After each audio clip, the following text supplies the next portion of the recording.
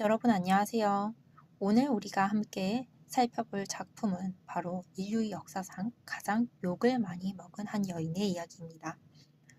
나라를 말아먹고 또 전쟁을 일으켜서 많은 사람들을 죽게 만든 장본인. 누군지 감이 오시나요? 트로이 전쟁을 일으킨 바로 그 여인 헬레네입니다. 우선 이 트로이 전쟁에 대해서 간략하게 설명을 좀 할게요. 만약 여러분은 어떤 신비한 존재가 나타나서 이 세상에서 가장 아름다운 여자를 아내로 맞이하게 해줄게 라고 제안한다면 여러분은 어떻게 하실 건가요? 2500년 전 이 달콤한 유혹에 넘어가서 인류 역사상 가장 끔찍한 재앙을 시작해버린 한 소년이 있습니다. 우선 황금 사과에 대해서 좀 얘기를 해볼게요. 사건의 발단은 어느 신들의 결혼식장이었습니다. 모두가 행복해하며 축하해주던 때에 초대받지 못한 손님이 있었어요. 바로 불화의 여신이라고 불리던 에리스였습니다. 이 불화의 여신 에리스가 결혼식장에 초대를 받지 못하자 식장 한복판에 황금 사과 하나를 던지고 사라집니다. 그리고 이 사과에는 이렇게 쓰여 있었어요. 가장 아름다운 여신에게. 이 사과를 두고 그리스 신들인 여신 3명이서 싸움을 벌입니다. 헤라, 아테나, 아프로디테 이렇게 세 여신이 싸우게 되죠. 서로 자기가 가장 예쁘다면서 자신이 이 사과를 가져야 된다고 주장했습니다. 결국 신들의 왕 제우스는 이 난감한 상황을 파리스라는 목동에게 넘겨버려요. 이 세 여신은 파리스의 선택을 받기 위해서 뇌물을 약속합니다. 헤라는 지상의 왕권과 권력을, 그리고 아테나는 전쟁에서의 명예와 지혜를 약속합니다. 그리고 아프로디테는 이렇게 얘기합니다. 이 세상에서 가장 아름다운 여인을 아내로 맞이하게 해줄게 라고 공약을 던져요. 파리스는 아프로디테에게 황금 사과를 바쳤고 아프로디테는 이 약속을 지키기로 합니다. 그런데 문제가 있었어요. 아프로디테가 찍어준 이 세상에서 가장 아름다운 여자가 하필이면 그리스의 스파르타의 왕과 결혼해서 살고 있던 유부녀 헬레네였던 것입니다. 파리스는 헬레네를 보자마자 첫눈에 반해버려요. 그리고 헬레네를 데리고 트로이로 도망갑니다. 자, 그럼 헬레네를 빼앗긴 남편은 어떻게 됐을까요? 졸제 아내를 빼앗긴 그 왕은 분노로 폭발을 해버립니다. 그래서 그리스 전역의 영웅들이 함께 모여요. 헬레네를 찾기 위해서. 그래서 엄청난 함선을 거느리고 바다를 건너가서 트로이로 쳐들어갑니다. 이게 바로 그 유명한 트로이 전쟁의 시작이에요. 이 전쟁은 무려 10년 동안 이어집니다. 우리가 잘 알고 있는 영웅 아킬레우스, 트로이의 위대한 왕자였던 헥토르, 이런 수많은 사람들이 이 전쟁터에서 목숨을 잃어요. 결국 마지막에는 트로이 목마가라는 이 작전이 성공되면서 이 트로이가 통째로 불타서 잿더미로 되면서 끝나죠. 자, 그리스인들 입장에서 한번 생각을 해볼까요? 이 철없는 파리스 때문에 내 아들이 죽고 내 남편이 죽고 내 나라가 망했어요. 그리고 여자들 같은 경우에는 전쟁포로로 잡혀가죠. 자, 전쟁이 끝나고 보니까 이 엄청난 재앙을 몰고 온 사람은 바로 헬레네였던 거죠. 이 여자 하나 때문에 수많은 남자들이 죽고 또 수많은 남자들이 가족들을 두고 이 여자를 되찾겠다고 전쟁을 하러 와서 10년 넘게 있는 거예요. 자, 어떻게 보면 그리스인들 입장에서는 화가 나는 게 당연하겠죠. 그런데 이때 누군가가 나타납니다. 자, 기원전 5세기쯤에 그리스에서 말잘하기로 소문난 사람이 한 명 있었어요. 그리고 그 사람들이 대중들을 향해서 이렇게 외칩니다. 이 여자는 무죄입니다. 오늘 제가 완벽하게 논리로 정리하겠습니다. 헬레네는 무죄입니다. 라고 주장합니다. 이 사람이 바로 고르기아스예요. 이 고르기아스가 바로 오늘 우리가 다룰 작품인 헬레네 창가를 쓴 사람입니다. 이 사람은 헬레네를 변호하면서 무엇을 주장하고 싶어 했을까요? 자, 2500년 전 그리스에서 말잘하기로 소문났던 고르기아스의 변호를 들어보러 갑시다. 본격적으로 이 책 내용을 살펴보기 전에 고르기아스가 누구인지 좀 알아볼 필요가 있어요. 이 고르기아스는 시칠리아 출신인데 좀 쉽게 말하자면 그 당시에 잘 나가던 웅변가였어요. 철학가이기도 했고요.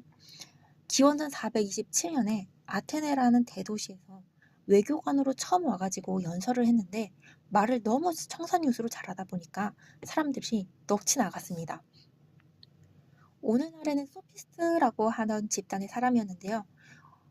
오늘날의 그 소피스트는 좀 궤변론자라고 비판을 받기도 하지만 이 시대의 이 소피스트들은 말로 사람을 휘감는 약간 언어의 마술사 같은 사람들이 있어요. 그리고 이제 초엘리트 집단이었거든요. 이때 당시 고르기아스는 좀 독특하게 주장을 하던 것들이 있었는데 세 가지 주장을 하고 다녔습니다. 첫 번째는 이 세상에 절대적인 것은 아무것도 없다. 두 번째, 설령 있다고 해도 우리는 모른다. 세 번째, 우리가 알아도 남에게 설명할 수 없다. 자, 이게 무슨 말일까요? 이 세상에 100% 변하지 않는 절대적인 진리나 정답은 없다. 중요한 건 이것이 실제 진실이냐가 아니라 사람들이 이것을 진실이라고 믿게 만드는 힘인데 그 힘은 바로 말이다 라고 주장합니다. 그리고 이것에 기반해서 만든 게 바로 헬렌의 창가예요. 그리고 사람들한테 이렇게 얘기하는 거죠.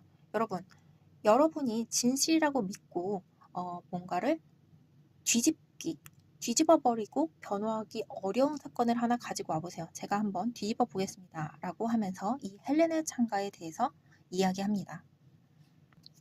고르기아스는 헬레네가 남편과 자식을 버리고 트로이의 왕자 파리스를 따라서 야반 도주를 할 수밖에 없었던 이유를 네 가지로 나눠서 설명합니다. 첫 번째는 운명이에요. 신들 때문에 이렇게 됐다는 것입니다. 만약 헬레네가 트로이로 간 게 자신의 의지가 아니라 신들이 조종해서 간 것이었다면 신들이 개입을 해서 어쩔 수 없이 자신의 의지와는 상관없이 가게 된 것이었다면 어떻게 될까요? 그리스에서 신은 굉장히 절대적이고 대단한 존재잖아요. 그런데 한낱 인간인 헬레네가 제우스나 아프로디테 같은 신들의 명령을 어떻게 거역하겠어요? 그래서 신들의 개입으로 인해서 어쩔 수 없이 간 것이기 때문에 이것은 헬레네에게 무죄다라고 주장합니다. 두 번째는 물리적인 힘에 의해서 갈 수밖에 없었다라는 거예요. 여러분이 만약 길을 가다가 납치를 당했어요. 그러면 나쁜 사람은 납치범이에요? 아니면 억울하게 끌려간 피해자예요?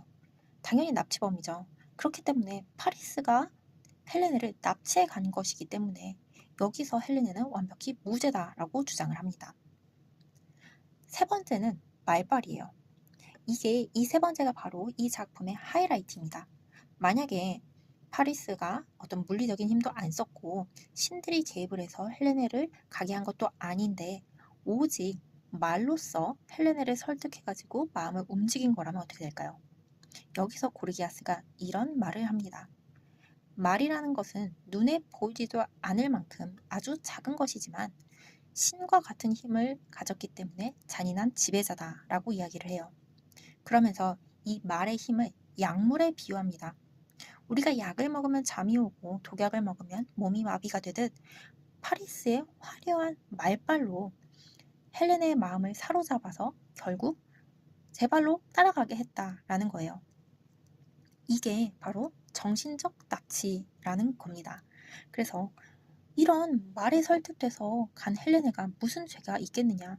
결국 이 말로써 설득을 한 파리스 잘못이다 라고 주장을 합니다. 그리고 네 번째는요. 바로 사랑인데요. 만약에 헬레네가 파리스를 보고 첫눈에 반해가지고 사랑에 휩싸여서 자신의 감정을 컨트롤할 수 없는 상황이었다면 어떻게 할 수가 없는 거 아니냐. 사랑이라는 감정은 인간이 나 뭐 오늘부터 사랑해야지 혹은 뭐 내일부터 사랑해야지 라고 해서 마음대로 조절할 수 있는 게 아니라 신이 조종하는 어떠한 감정이다. 그렇기 때문에 이 감정에 휩싸여서 한 행동은 무죄다라면서 변론을 합니다. 자, 이렇게 고르기아스의 4단계 변론을 듣고 나니까 좀 어떠신가요?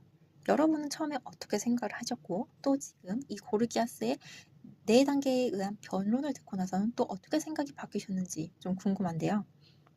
고르기아스는 이 작품을 통해서 역사 속 여인의 억울함을 풀어주려고 했던 게 아니었어요. 사람들에게 몸소 보여주고 싶었던 거예요. 사람들이 그동안 절대적인 진실이라고 믿고 있었던 헬레네는 나쁜 여자다라는 이런 관념이 나의 설득에 의해서 얼마나 바뀌었느냐. 자, 내가 한 말에 의해서 여러분들의 생각이 바뀌지 않았느냐라고 말하면서 보여주고 싶었던 거예요. 그래서 결론은 우리가 정답이라고 믿는 진실은 어떻게 단단하게 고정되어 있는 것이 아니고 누가 어떻게 말로 표현을 하느냐, 어떻게 설득을 하느냐에 따라서 얼마든지 바뀔 수 있는 유연한 것이다 라고 얘기하는 거예요. 여러분은 어떠셨나요? 사실 이 작품은 한국어로 번역이 되어 있지가 않아서 한국에서는 좀 접하기 힘든데요. 구글에서 영문판으로 쉽게 찾아보실 수 있을 거예요. 근데 사실 제가 여러분들께 드리고 싶었던 말은 이 작품을 읽어봐라 라는 게 아니고 이런 작품도 있었다. 그리고 이런 작품은 이렇게 전개가 되고 이러한 사상을 바탕으로 쓰여진 작품이다 라는 걸 소개하고 싶었던 거거든요. 저는 이 작품을 보면서 느꼈던 게 오늘날 우리가 SNS나 혹은 뭐 커뮤니티, 인터넷 등을 통해서 수많은 고르기아스를 만나고 있다고 생각하거든요. 왜 유튜브 같은 영상들만 봐도 영상을 보기 전에 했던 생각, 그리고 영상을 보고 난 후에 들었던 생각, 그리고 그 아래 댓글들을 보면서 또 생각이 바뀌기도 하고 그렇잖아요. 그렇기 때문에 우리가 오늘날 살아가는 이 세상이 고르기아스가 말한 이런 수사학의 어떤 그 정점이라고 생각이 듭니다. 저는 개인적으로 이 작품을 읽으면서 사실 저는 이 트로이 전쟁에 대해 이 그리스 로마 신화를 초등학생 때 읽었는데 그때도 그렇고 지금도 그렇고 또 이 작품을 읽기 전이나 후나 똑같이 저는 헬레네가 유죄라고 생각을 하거든요. 왜냐하면 헬레네는 결혼을 했어서 아이도 있었고 남편도 있었어요. 그런데 외간 남자랑 사랑에 빠져서 가족들 다 팽개쳐두고 그냥 도망간 거잖아요. 근데 그렇게 이걸 신들의 개입이라고 보기엔 그리고 또 이제 뭐 말에 뭐 이런 화력으로 인해서 뭐 감정이 마비돼서 갔다라고 하면은 오늘날 우리 주변에서 일어나는 범죄들은 상당히 미화가 되겠죠. 그렇기 때문에 저는 유죄라고 생각을 합니다. 그리고 사실 고르기아스가 남자였기 때문에 또 예쁜 여자에게 약해서 헬레네의 찬가를 썼을 수도 있다고 생각이 되고요. 여러분들은 어떻게 생각을 하셨는지 궁금해요. 그래서 오늘 고르기아스의 헬레네 찬가 리뷰는 여기까지고요. 여러분이 생각하시기에 헬레네가 무죄인지 유죄인지 댓글로 남겨주시는 것도 재밌을 것 같아요. 그럼 우리는 다음 영상에서 더 재미있는 문학 작품으로 만나요. 안녕히 계세요.